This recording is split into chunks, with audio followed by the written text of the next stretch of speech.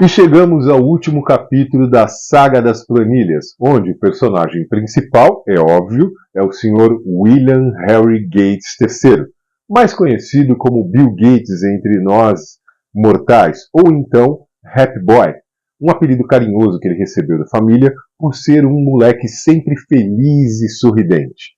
O Bill Gates, ou Happy Boy, era o filho do meio entre duas irmãs, a Christiane e a Lib Gates.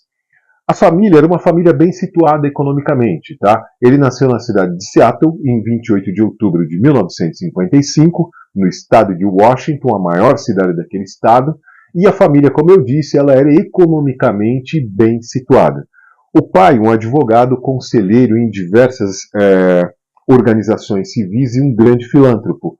A filantropia era a vida do pai dele, que até escreveu um livro sobre isso, muito bom, né? Desperte para a Vida, Reflexões sobre a Bênção de Existir, que pode ser encontrado nas duas livrarias ainda, né? Enfim, e dele o Bill Gates puxou a paixão pela filantropia e pelos livros. Já a mãe, Mary Maxwell Gates, ela estava bem longe de ser uma simples dona de casa padrão americana. Não, ela era formada em administração de empresas e teve assento, né, em conselhos administrativos de grandes organizações, onde ela muitas vezes era a única mulher entre aquele grupo de homens numa sociedade machista da época, né, preconceituosa, e ela fazia valer as suas decisões. Dela, o Bill Gates puxou espírito de competitividade e tino para os negócios. O garoto Bill Gates, ele até os 12 anos, ele estudou no colégio público de Seattle. Porém, dos 12 para os 13 anos, a família colocou ele, né, no colégio Lakeside Prep School, só para meninos. O que deixou ele revoltadíssimo. Bom, eu também ficaria revoltado, né? Uma escola só para meninos, né? Enfim. E ele cogitou até em boicotar o exame da escola. Como a escola, né, era muito procurada, a concorrência era muito grande, o exame de admissão dela, para admissão nessa escola, era muito difícil.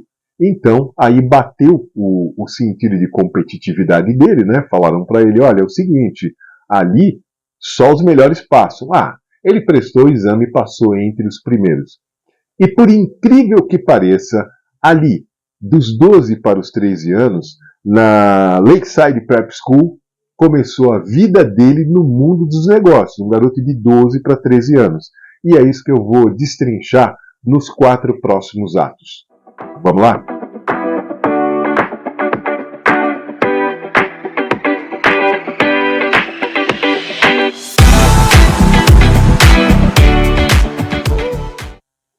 E foi no colégio Lakeside Prep School que Bill Gates conheceu seu grande amigo Paul Allen, que viria a ser o seu sócio na Microsoft.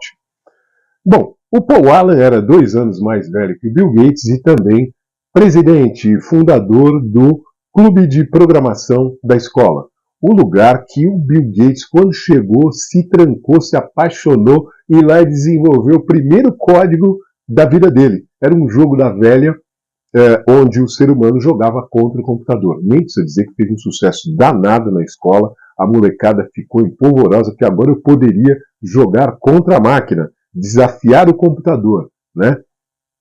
E essa expertise dele no computador chamou a atenção também da direção da escola, que viu que o desenvolvimento dele estava mais ligado à área de exatas e computação. Então liberou ele de algumas tarefas da área de humanas, né, outras periféricos não faziam muito sentido para a formação dele, carregando a parte de tecnologia, né, informática e exatas, né.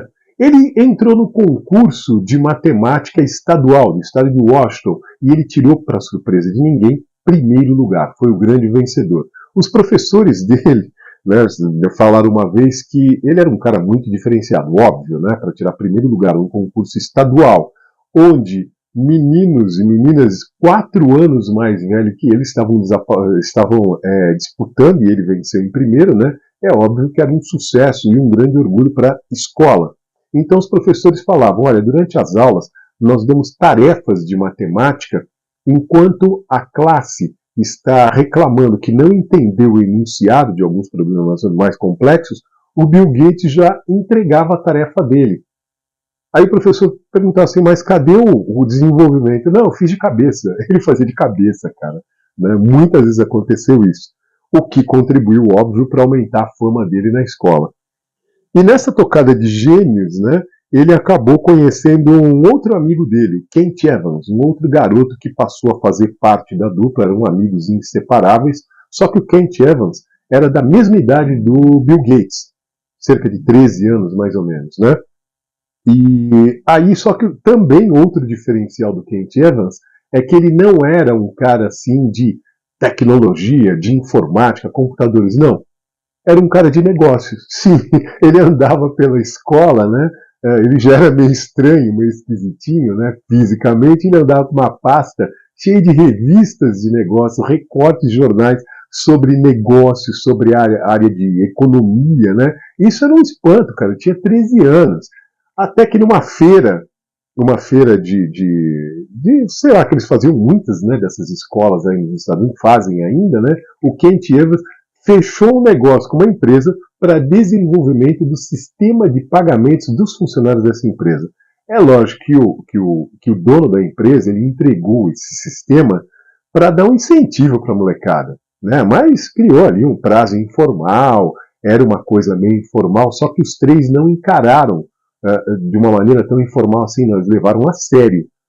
Levaram para o Paul Allen, que era o mais velho, né, do grupinho, e aí o Paul Allen falou, não, peraí, vocês são muito novos, vocês vão ficar de fora desse projeto, deixa que eu desenvolvo e quero me concentrar para entregar no prazo. O Bill Gates falou para o Paul Allen, falou, tudo bem, nós vamos ficar de fora, mas se precisar eu estou à disposição, tá? Tranquilo. Não deu 2 semanas, o Paul Allen chamou o Bill Gates e falou, cara, eu vou precisar de ajuda, porque tem problemas matemáticos complexos para o desenvolvimento desse sistema. O Bill Gates falou, tudo bem, eu aceito, só se eu liderar o projeto. O Paul Allen não teve jeito, ele aceitou, ele entrou, liderou o projeto e entregaram o sistema no prazo, funcional, sem falhas.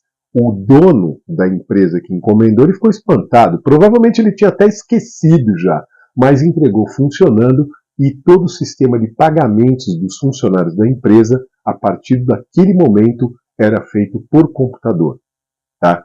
Bom, enfim, e aí eles comemoraram esse sucesso, isso, lógico, que fez o trio, né, ser muito falado na escola e até fora da escola, né? Só que não tiveram muito tempo para comemorar, não, porque a escola viu aquele sucesso e achou uma oportunidade legal para os três. Por quê? A Lakeside Prep School acabou se fundindo, que era a Lakeside, relembro, né, vocês, que era uma escola para meninos, e ela acabou se fundindo com uma escola só para meninas. E alegria da molecada, porque agora teria mais, né, teria meninas na escola, não apenas aquele monte de moleque, né, fedendo, teria meninas também, né? Então a molecada ficou feliz da vida. E o trio recebeu a incumbência de desenvolver o calendário para o próximo ano letivo. Como a fusão foi um pouco em cima da hora, eles precisavam montar um calendário para o ano inteiro. A direção viu que os moleques tinham a capacidade de fazer esse novo calendário, só que o prazo era muito curto. E eles pegaram o projeto e encararam, falando, não, agora nós vamos entregar e provar a nossa capacidade, tá? E eles foram tão sérios nessa entrega que eles levaram as camas deles para o laboratório da escola, tá? E ali eles desenvolveram sistemas e entregaram horas antes do início do ano letivo. Foi assim um fuzuê na escola, tá? Porque horas antes, mas com tempo suficiente dos professores, a direção, toda a parte administrativa, entrarem com os dados de todos os alunos das duas escolas e gerar um calendário totalmente automático. Tá? Bom, isso, mais o desenvolvimento daquele sistema de pagamentos da empresa, lógico que excedeu o portão da escola, né? E outras empresas ficaram de olho, né? Escolas também, de olho no trio. Eles ganharam aí um tempinho para se divertir, né? As férias, né? Merecidas férias, foi mais curta para eles, mas não tiveram muito tempo para curtir, não. Porque o Kent Evans, ele, numa viagem, né, de aventura, ele foi escalar uma rocha, caiu dessa rocha, não resistiu aos ferimentos e veio a falecer. Um garoto com menos de 14 anos, então aquilo foi um baque enorme, tanto para a escola, como principalmente para a dupla agora, né? Paul Allen e Bill Gates, que eram muito apegados, eles três. Mas não tiveram muito tempo para chorar, não. Porque a fama deles já havia, como eu disse, excedido os portões da escola e empresas começaram a contratar serviços como aquele que o empresário havia entregue informalmente para eles. Escolas viram o calendário que eles fizeram e também começaram a entregar serviço para eles. Tá? Bom, eles começaram a atuar fortemente em desenvolvimento de sistemas, inclusive desenvolveram um sistema de semáforos, de controle de semáforos da cidade, né? O sistema de semáforos do município. E aí, o Paul Allen ele se formou no segundo grau e o Bill Gates não, ainda continuava, porque ele era mais novo, né? Só que o Paul Allen ele fechou negócio com a empresa de água e luz de Vancouver. Era um projeto gigantesco, empresa de água e luz de Vancouver. Ele não teve dúvida. Ligou para o Bill Gates e falou, vamos encarar. Ele trancou a matrícula, o Bill Gates não tinha terminado ainda o segundo grau, trancou a matrícula na escola, trancou o semestre, se mudou para Vancouver, né? E aceitou o desafio. Nem precisa dizer que os dois entregaram o sistema no prazo e funcionando perfeitamente. Daí, esse sistema sedimentou a amizade dos dois e também pavimentou a vida deles rumo ao desenvolvimento de sistemas para a computação pessoal. Né? Bom, isso é uma história que eu começo a contar no próximo ato.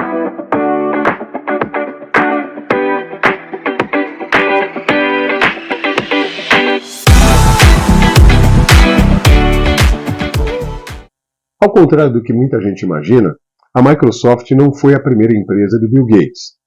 Com 17 e 19 anos, respectivamente, Bill Gates e Paul Allen fundaram a Tref-O Data. Essa empresa ela escrevia um software e produzia, né, um software para leitura de fitas magnéticas, que era a unidade de gravação de dados da época, padrão da época. Tá? Em 1973, o Bill Gates entra para a conceituadíssima Harvard após prestar o SAT. O SAT é equivalente ao Enem daqui. De 1.600 pontos possíveis, ele tirou 1.590, entrando para o seleto grupo dos 1% de estudantes da história do SAT que atingem essa pontuação. Na Harvard, ele se matriculou em Direito, mas colocou na grade escolar Matemática e Computação, que era a paixão dele. Tá? Lá na Harvard, ele conheceu um cara que veio a ser seu sócio no futuro, o Steve Ballmer. Né?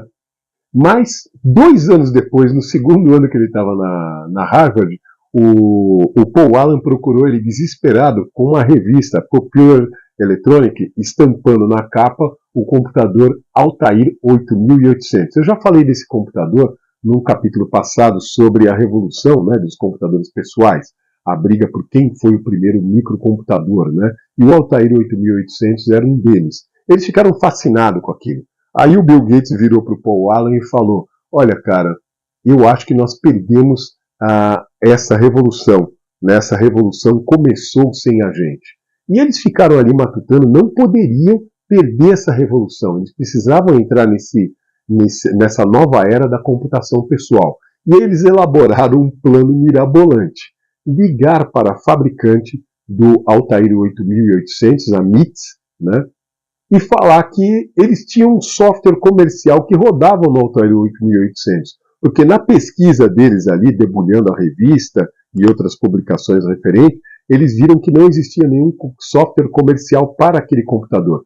Vamos ligar para eles e dar uma blefada. O que vai acontecer? Eles podem mostrar interesse, aí nós vamos lá para Albuquerque, Novo México, que é a sede da empresa, e a gente apresenta um software comercial. Nesse tempo nós vamos desenvolver, comprar a máquina e desenvolver, né?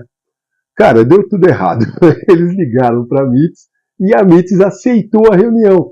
Ficaram admirados com aquilo e falaram: legal, vocês têm? Ótimo. Então, vem para cá marcar uma reunião com eles para uma semana na frente. Eles não tinham nem a máquina e muito menos o tal software comercial. Tá? Eles, acostumados já a virar à noite desde criança, né, começaram a virar à noite escrevendo aquele software. Não deu tempo, eles terminaram as últimas linhas no voo para Albuquerque. Chegando lá, eles foram direto para a reunião e apresentaram o calhamaço de papel, né, com o software que eles haviam desenvolvido, e o dono da empresa, né, os administradores da empresa, falou assim: legal, né, eles ainda imaginavam, olha só, na cabeça deles, eles ainda estavam torcendo para que na reunião os caras aceitassem lá o software, vissem, né, que eles estavam com o software pronto, falaram: tudo bem, amanhã vocês voltam aqui. Então eles teriam tempo de pelo menos imputar e testar e corrigir algum possível problema, né? Também não deu certo. Os executivos da empresa falaram: legal, pô, bacana, vocês escreveram? Ótimo. Então imputa aí na máquina. A máquina já estava na sala de reuniões. Para desespero deles, eles inseriram, demorado logo inserir, lógico, né, inserir todos aqueles códigos na máquina, inseriram e, para desespero, funcionou redondamente, perfeitamente o negócio funcionou, tá? E eles conseguiram ali um contrato de parceria com a Altair. O nome do programa eles deram ali na hora, tá? Altair Basic. Só que a coisa não deu tão certo assim. Fecharam o contrato de parceria? Legal. Só que algum inescrupuloso pegou aquele código e comercializou. O Bill Gates ficou tão consternado com isso, não existia rede social na época, ele lançou uma carta aberta numa publicação técnica muito lida pelos programadores, o pessoal da área, né? Nessa carta aberta, ele protestava contra programadores sem escrúpulos nenhum que viviam do código de outros programadores sem dar nenhum tostão para eles. Ali era o primeiro round da enorme briga, longa briga que ele teve contra a pirataria, que esquentou muito na primeira década dos anos 2000, tá? Mas eles conseguiram, lógico, já tinha uma parceria, lógico que a direção da empresa entendeu e eles passaram a produzir softwares para o Altair 8800, trabalhar junto ali, né, em sociedade com a MITS. Eles abriram ali, arranjaram um sobrado perto da empresa e fundaram a empresa que viria a ser a parceira da MITS, juntando as palavras de microcomputador com programa para computador, ou seja, microcomputer com software, Microsoft. Em novembro de 1976 eles registraram a empresa. Tá? Pouco tempo depois, eles acabaram desfazendo essa parceria com a MITS, ficaram independentes da MITS, né? Porque eles também produziam aplicativos para outras empresas. Até que a fama deles se espalhou. E em 1980, os executivos da poderosa IBM procurou a dupla para escrever o sistema operacional para rodar no processador Intel do IBM PC. Lembra que eu falei em capítulo passado que era um equipamento de arquitetura aberta, né? O processador não era IBM, era da Intel. E eles precisavam de um sistema operacional para rodar e confiaram na expertise da dupla Bill Gates e Paul Allen. Só que dessa vez eles falaram: vamos fazer o negócio certinho, nada de blefar. Nós estamos falando simplesmente com a empresa mais poderosa do mundo, que tem parceria até com a NASA. Então não podemos errar. Tá? Eles pegaram, lógico, um computador IBM PC e não tinha um tempo hábil de desenvolver um sistema operacional para o processador Intel. Eles saíram no mercado para procurar alguma coisa pronta e melhorar, adaptar para rodar no Intel. E eles encontraram na empresa Seattle Computer Products, com um cara chamado Tim Peterson, que havia produzido, né, o Key-DOS, Key de Quick and Dirty Operating System, ou Sistema Operacional Rápido e Raso. Tá? Eles compraram por $50 mil esse aplicativo e adaptaram para rodar no processador Intel, que viria a trabalhar com as máquinas da IBM. Né? E rebatizaram, lógico. Agora o aplicativo KeyDOS era da Microsoft, não era mais KeyDOS, era MS-DOS. Eles mudaram até o significado da sigla, tá? Mudaram para Disk Operating System, ou Sistema Operacional em Disco da Microsoft. Eles levaram então o MS-DOS para a reunião, né, e apresentar para os executivos da IBM. Lógico que eles já haviam testado, tinham o IBM PC com processador Intel. Depois de testes exaustivos, eles foram, dessa vez, profissionais, né? Chegaram na reunião com a certeza que teria falha zero. E realmente é o que aconteceu. Rodou rápido, perfeito, e os executivos da IBM adoraram. Só que eles não vão cobrar $60 mil para a maior empresa do mundo.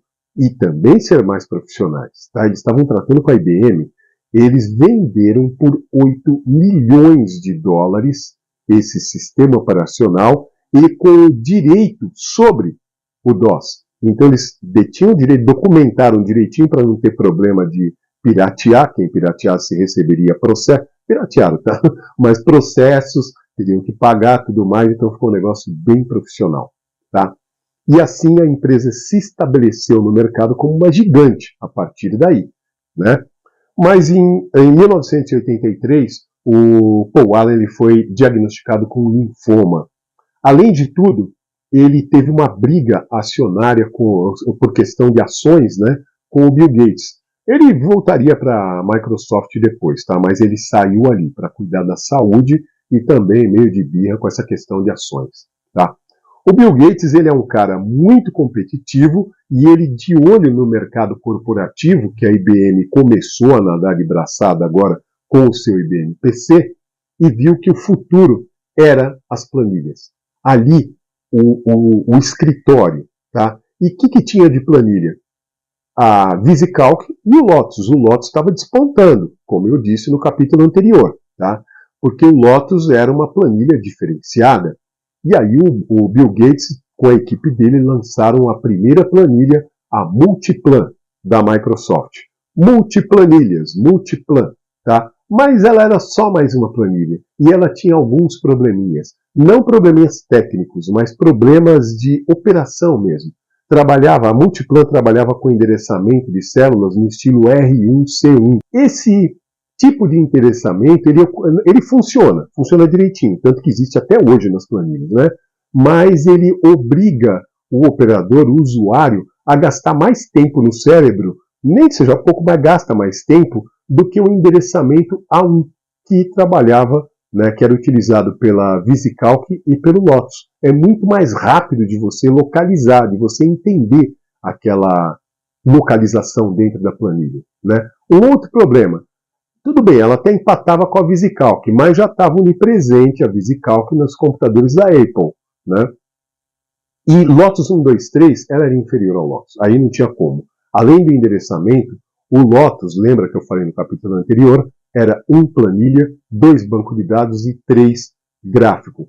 Tudo que a Multiplan não tinha. A Multiplan tinha apenas planilhas, só isso. Várias planilhas, tá? Mas gráfico não tinha. A Microsoft, para corrigir esse problema, lançou o Microsoft Chart para trabalhar acoplado à Multiplan. Mas mesmo assim não dava para bater o Lotus.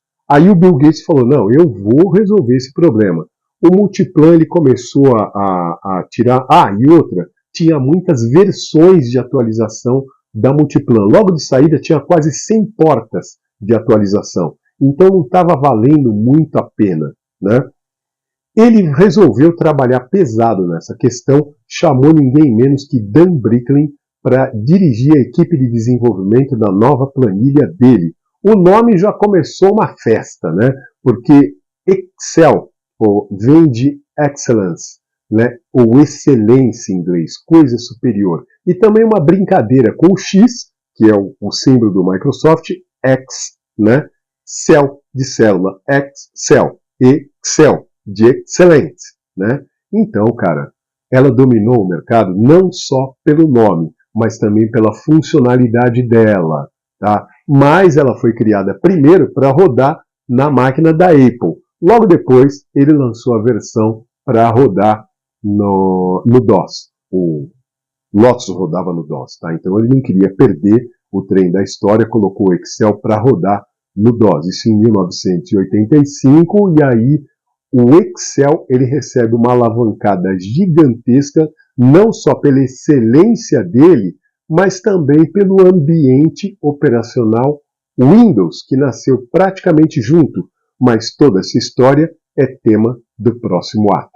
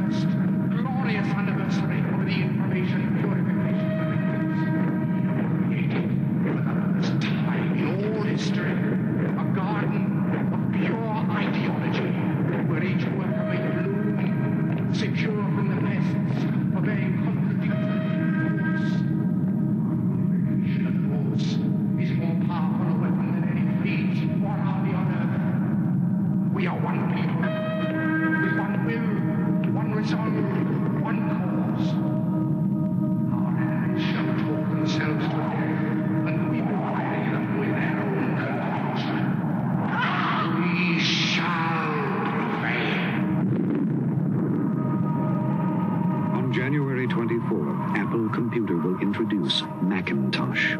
And you'll see why 1984 won't be like 1984.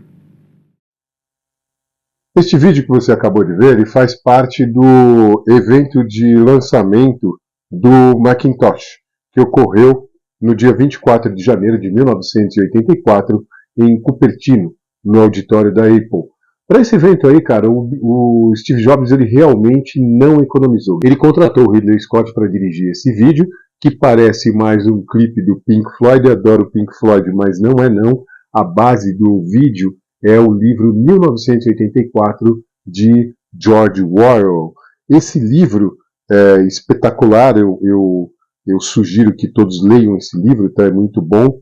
Ele foi escrito em 1949 e tinha como base era um livro de ficção, uma história de ficção, né, que ocorreria em 1984. Por isso que ele escolheu a história, e não só a data tem tudo a ver, como o tema também, né? Nesse livro, o personagem principal é o Winston Smith, que ele tenta fugir daquela sociedade ditatorial que a Inglaterra, conhecida no livro como Oceania, estava passando pelo grande irmão que vigiava todo mundo através desse equipamento, esse telão chamado teletela, que conseguia ver os movimentos dos cidadãos de toda a Oceania, de toda a área, né, onde ele governava. E o Winston Smith ele encontrou um cantinho cego no apartamento dele, que não era alcançado pela teletela, onde ele escrevia secretamente o diário dele, coisa proibida nesse regime totalitário, que poderia lhe render uma condenação à morte ou no mínimo 25 anos de prisão.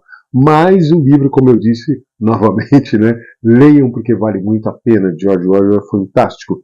Mas o que tem a ver com esse evento e o que tem tudo a ver com o Excel? Calma, eu chego lá. Nessa história, você vê que nesse clipe entra uma moça girando um martelo, joga e destrói a teletela e liberta todos aqueles que estão balançando a cabeça e obedecendo cegamente o grande irmão. A narração do vídeo é do próprio Steve Jobs, tá?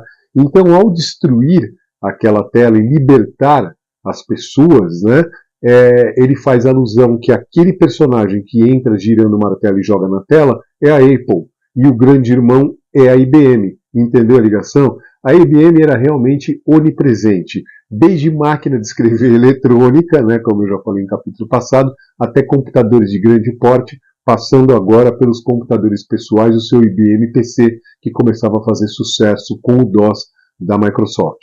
Então, o lançamento do Macintosh foi assim um absurdo, um show, um espetáculo. O link para o vídeo desse lançamento eu deixo aqui na descrição. Assistam para você entender melhor a história e o que tem muito a ver com o que eu estou falando nesse ato, tá?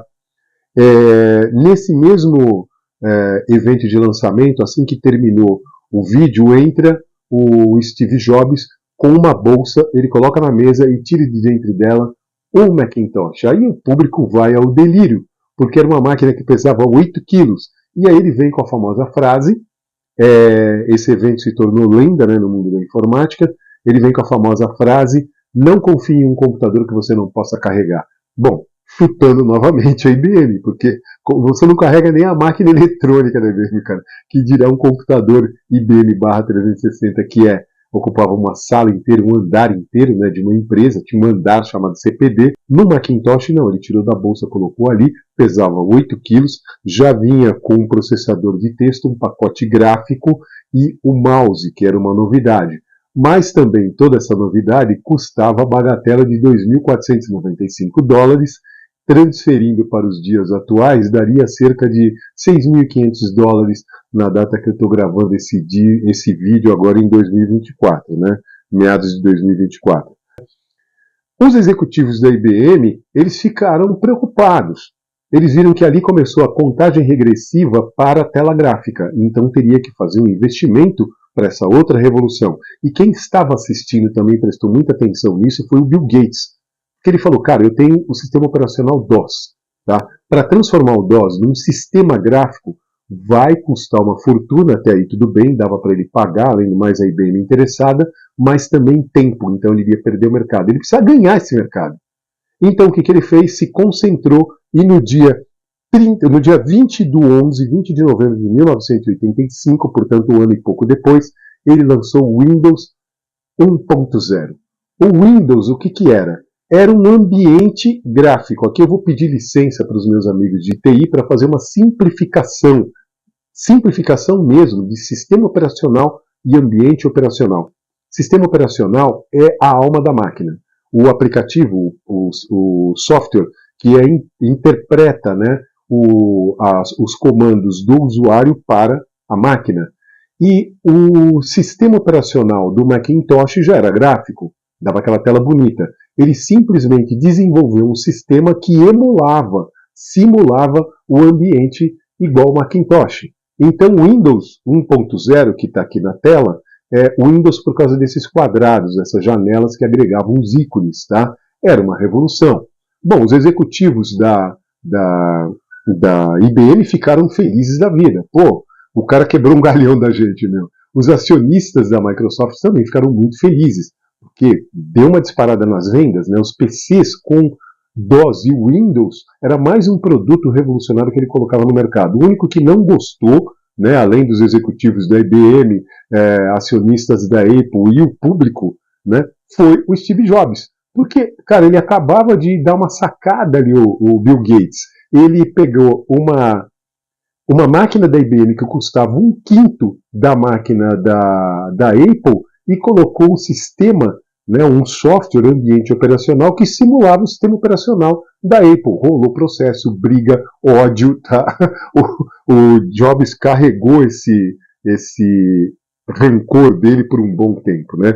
Mas enfim, o objetivo aqui não é falar do Windows, que ele funcionou como ambiente operacional, funcionando sobre o DOS durante um bom tempo. Várias versões até que virou um sistema operacional como é hoje. Tá? O objetivo aqui é falar do Excel.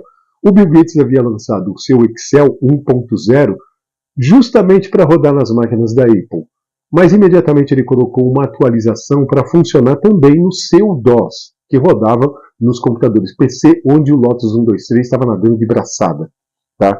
Para consertar essa situação, em 1987 ele lançou o Excel versão 2.0, que era uma revolução e simplesmente enterrou a carreira do Lotus 123. Por quê? Os executivos da Lotus demoraram para lançar uma versão Windows. Né? Demoraram mesmo. Né? Eu lembro dessa época. Enfim, você operando no ambiente DOS, para você entender o drama do pessoal, né? Vou pegar o processador de texto WordStar. Porque eram os programas que rolavam no ambiente Office na época. Lotus 123, o WordStar como processador de textos e Harvard Graphics como programa de apresentação. Então fica mais fácil de você entender com essa tela aqui do WordStar.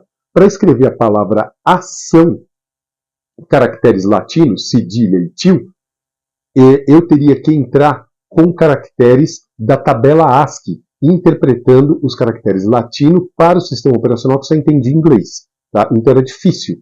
O Excel, o Word e os outros aplicativos do Office da Microsoft, eles colocar uma revolução na tela de você ver o que você está vendo na tela é o que vai sair na impressora. Então, ao digitar ação, usando os caracteres latinos, eu posso fazer no Excel, no Word e assim por diante. Assim como colorir a célula, formatar para itálico, negrito, sublinhado, isso era uma novidade, tá? Seguindo a versão do Excel, aí o Excel acabou com o Lotus nesse ponto. A versão de 1993, o Excel vem com o VBA. Existia já a linguagem de programação, aqui eu estou pontuando as principais versões, tá? Já existia a linguagem de programação, que era a linguagem Excel 4, baseada em fórmulas. Quando você mandava gravar o macro, ele abria uma planilha chamada macro 1, e aí começava a descrever na coluna A as instruções no formato fórmula, como está aqui nesse exemplo, né? O Word tinha a linguagem de programação dele para macro, o Access tinha a sua. Uma diferente da outra. Então, o Bill Gates, a Microsoft resolveu unificar essa linguagem de programação, nessa linguagem de macro, com base no programa Visual Basic deles. Por isso que é VBA, Visual Basic for Application, que entrou para todos, padronizou para todos, tá? Os aplicativos da Microsoft. Roda o Word tem seu Visual Basic, o VBA, né? O Access tem o dele, até o PowerPoint tem o VBA também, mas o mais importante, o mais utilizado é o do Excel, né? A versão lançada em 1995, como eu disse, eu estou pontuando as principais, a Excel 95, ela trouxe a possibilidade de selecionar várias planilhas e arrastar dados entre as planilhas. A versão lançada em 1997, portanto a Excel 97, trouxe a novidade de salvar o arquivo Excel no formato web. Então, um executivo que desenvolveu uma planilha que ele quer compartilhar com outros executivos que estão em outras filiais, ele salva no formato web e esses na internet já veem a planilha, porque a internet estava começando a se sedimentar, né, nas empresas naquela época. A versão 2000 do Excel trouxe gráficos interativos. O que é isso? Você modifica os dados e o gráfico com base nesses dados, ele automaticamente se altera, tá? Isso não acontecia antes. A versão 2003 trouxe o Solver, o suplemento Solver, que não é da Microsoft, é da Frontline System, e eles venderam o aplicativo para a Microsoft e ele entra como suplemento da planilha. O Solver é um resolvedor de problema. Qualquer problema e qualquer mesmo, você transforma num algoritmo, essa é a parte mais difícil, joga os dados dentro do Solver e ele te entrega um relatório com a solução do problema que você entregou. Tá? Em 2007, ele mudou a interface do Excel, mudou a cara do Excel, colocando os comandos no formato de fita, que é o que nós conhecemos hoje, as famosas ribbons, né? E também, da 2007 para 2010, teve uma grande mudança. O Excel ele passou a funcionar como banco de dados. Eu falo isso com mais clareza no próximo ato, tá? Ele tinha 16.384 linhas por 256 colunas. Então, a partir daí, ele passou a ter 1.048.576 linhas por 16.384 colunas. Antes, a última coluna era IV e passou a ser agora XFD, tá? Aí a pergunta que não quer calar, né? Mas quantas planilhas eu posso colocar num arquivo Excel? 60 mil. Mas é outra coisa que eu vou falar no próximo ato. Se você tiver 10, você já está com problema, entendeu? Mas, enfim, outra mudança grande que teve é na nomenclatura. Até então, o Excel era identificado pela extensão XLS, tá? Só que dava um problema, porque quando você escrevia uma macro e entregava por e-mail, a macro, eu já escrevi muita macro desde a versão 97, a macro ela pode ser ativada por eventos, e um desses eventos é o open, o abrir, ou seja, quando você abre o arquivo, a macro já roda. Então, nessa rodagem da macro, eu posso simplesmente capturar todos os dados da sua máquina, ou pegar seus contatos, começar a mandar e-mail para todo mundo, sem você perceber. Você não sabe nem de onde veio a pancada. E não, eu não faço isso, e também não ensino hackers, né, como ser hackers aqui nos meus cursos. Não, isso daí eu estou dizendo que pode ser feito, tá? Então, a partir daí, para identificar, porque a Microsoft estava perdendo o mercado por conta disso, né, ganhou a quarta letra, o X, ou T, ou M. Quando é M, é sinal que tem macro. Tá? Você vai escrever uma macro. Legal, você escreve logo no arquivo base, né, que é o XLSX, mas ao salvar, ele te manda mensagem. você quer salvar mesmo, como você tem que mudar para o M. Se você não mudar, ele simplesmente apaga a macro. Tudo bem? Então deu uma segurança e passou a suportar planilhas mais complexas e mais volumosas. A versão 2013 deu a possibilidade de visualizar gráficos em cascata e também prever valores futuros com ferramentas de séries temporais. A versão 2016 ela trouxe o Power Query e o Power Pivot, coisa que eu vou falar um pouco mais no último ato, próximo ato, porque entrou de vez na era dos dados. Você pode, através dessas ferramentas, trabalhar com análise de grandes volumes de dados, tá? A Excel, a versão 2019 do Excel foi a última versão vitalícia. Ela também trouxe novos tipos de gráfico e segurança, mais recursos de segurança. O que é uma versão vitalícia? Antes eu ia na loja e comprava o aplicativo Office, agora não mais. Eu entro no site da Microsoft, baixo, né? E aí eu tenho o Excel, pago uma taxinha, tem o Office, né? Pago uma taxa mensal e divido ainda, né? Eu tenho um plano família, eu divido com 6.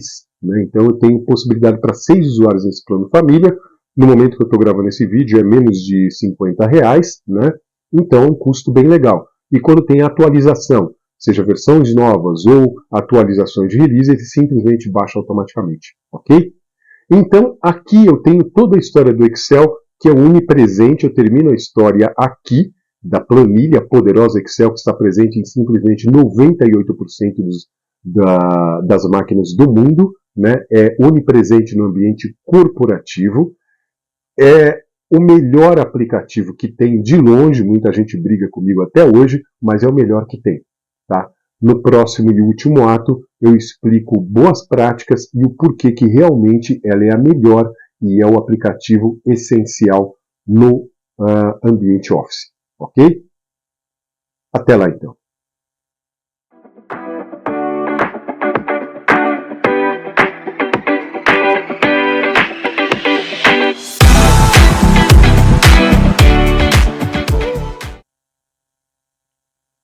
Certamente você já ouviu falar que nós estamos na era dos dados e que os dados são o novo petróleo.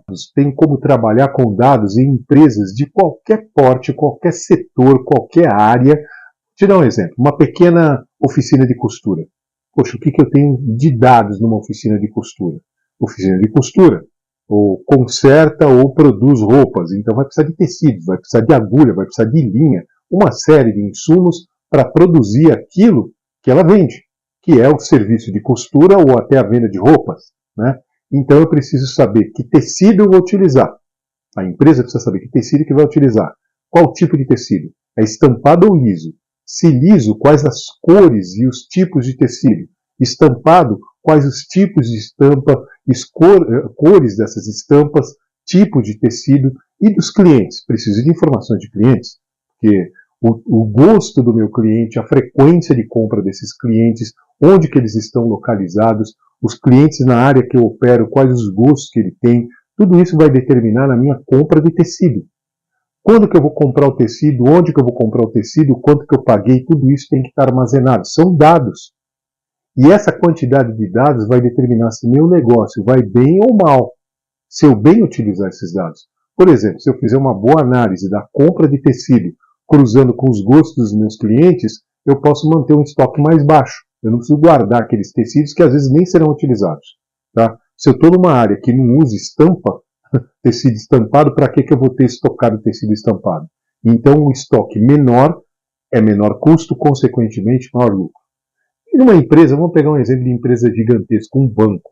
Um banco tem uma quantidade gigantesca de dados, uma quantidade enorme de dados que ficam guardados em grandes armazéns e depósitos de dados denominados Data Warehouse, ou DW.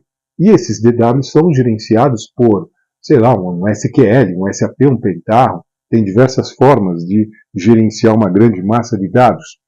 Só que dentro desse banco eu tenho inúmeros departamentos, áreas, setores. Então eu tenho subconjuntos de dados em diferentes níveis de sumarização que focalizam uma ou mais áreas, né, podem ser compartilhados entre as áreas. A esses subconjuntos de dados nós denominamos data marts, DM.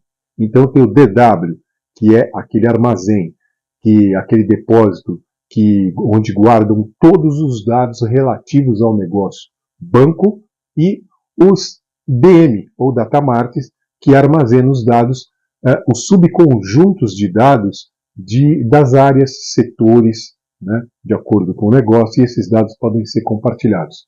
Eu posso ter um data mart em Excel? Sim, pode ter, e deve ter. Tá? É onde o Excel reina. O Excel reina nesse nível do data mart. Porque o que acontece na realidade no banco? A pessoa vai lá, pede uma massa de dados, um determinado dado, para aquele negócio dele. Tá? O pessoal de contratos, por exemplo, do RH. Então ele vai, eu preciso de um determinado relatório. Ele vai procurar o cara do SAP, que tem aqueles dados, né? E pede aqueles dados. O cara vai gerar aquele relatório. Ele vai dar esses dados para o cara no formato CSV, planilha, né, geralmente, e ele trabalha com esses dados. O que ele faz com esses dados? Ele pega, distribui para os outros, então aquele subconjunto de dados ele vai replicar para outros. Que dentro do seu arquivo, né, que ele chama de planilha, ele vai criar mais planilhas lá dentro, agregando a outras, né, de outros subconjuntos de dados que ele pegou. Então você tem uma redundância de dados na área.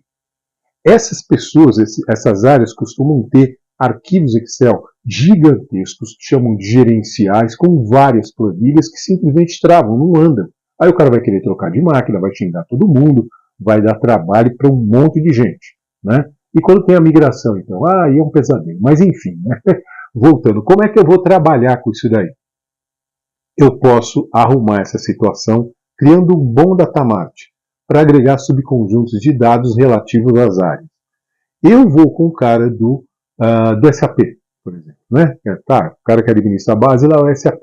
Né? Então converso com ele e falo, meu amigo, dava para você criar uma query para capturar os dados relativos à minha área?